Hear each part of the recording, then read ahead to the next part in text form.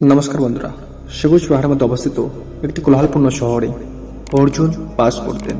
তার গভীর প্রজ্ঞা এবং ধার্মিকতার প্রতি নিষ্ঠাবান উৎসর্গীকরণ সত্ত্বেও অর্জুনকে তার জীবন তাকে যে কষ্ট দিয়েছিল তার দ্বারা ভারাক্রান্ত বলে মনে হয়েছিল।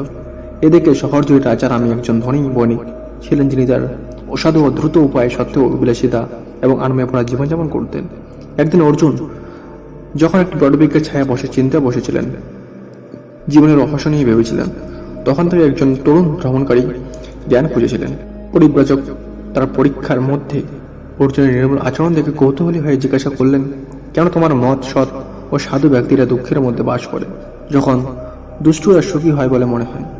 অর্জুন মৃদু হাসলেন, তার চোখ তার বোঝার গভীরতা প্রতিফলিত করে এবং প্রজন্মের মধ্যে দিয়ে চলে আসা একটি গল্প বর্ণনা করতে শুরু করে। প্রাচীন ভারতবর্ষের যমরাজ নামে একজন পরাক্রমশালী রাজা বাস করতেন। তিনি ধার্মিকতা এবং ন্যায় বিচারের প্রতি অটল প্রতিশ্রুতির জন্য বিখ্যাত। তার রাজ্য তার কল্যাণকর শাসনের অধীনে সমৃদ্ধ হয়েছিল এবং লোকেরা শান্তি ও সমৃদ্ধির সাথে বসবাস করেছিল। তবুও তার গুণাবলী সত্ত্বেও রাজা ধর্মরাজ তার রাজত্ব জুড়ে অসংখ্য পরীক্ষা এবং ক্লেশের সম্মুখীন হন। তার রাজ্য প্রায়শই শত্রুদের দ্বারা আবদ্ধ ছিল। তার নিকটতম উপদেষ্টারা তার সাথে বিশ্বাসঘাতকতা করেছিল এবং তার নিজের পরিবার অশান্তির সম্মুখীন হয়েছিল। যাই হোক, এই সবার মাধ্যমে রাজা ধর্মরাজ তার ধর্ম ধার্মিক পথের প্রতি অবিচল ছিলেন। প্রতিবেশী রাজ্য অধর্ম নামে এক অত্যাচারী শাসক ছিলেন, যার রাজত্ব ছিল প্রতারণা, অত্যাচার এবং অবিচার দ্বারা চিহ্নিত। তার দুষ্ট উপায় সত্ত্বেও অধর্মকে সম্পদ এবং ক্ষমতার আনন্দিত বলে মনে হয়েছিল। তার জীবন আপাত দৃষ্টিতে আনন্দের জর্জরিত যন্ত্রণা দ্বারা অস্পৃশ্য ছিল। এক দুর্ভাগ্যজনক দিন, যখন উভয় রাজা যুদ্ধক্ষেত্রে দাঁড়িয়েছিলেন, তাদের সৈন্যবাহিনী একে অপরের বিরুদ্ধে সজ্জিত হয়েছিল। একজন মহা ঋষি তাদের সামনে উপস্থিত হলেন। সে চোখগুলোকে মায়ার আবরণ ভেদ করতে দেখা যাচ্ছে। ঋষি রাজাদের সম্বোধন করলেন, হে ধর্মরাজ, তোমার বিচার সেই ক্রুসিবল যেখানে তোমার চরিত্র নকল করা হয়েছে।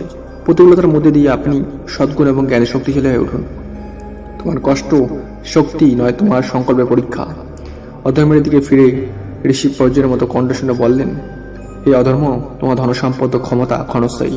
ধর্ম ছলনা ও ন্যায়ের ভিত্তির উপর নির্মিত। যদিও আপনি সামরিক সুখে ঝাঁপিয়ে পড়তে পারেন, তবে আপনার আত্মা অন্ধকারে নিমজ্জিত, আপনার নিজের অপকর্মের শৃঙ্খলে বাধা।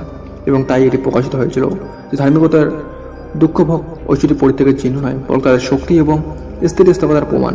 জীবনের বিশাল প্রবেশটিতে যেখানে ভাগ্যের সুতো বোনা হয়, সেটি আমরা পছন্দ করি এবং আমরা যে গুণাবলী বজায় রাখি তা শেষ পর্যন্ত আমাদের ভাগ্য নির্ধারণ করে।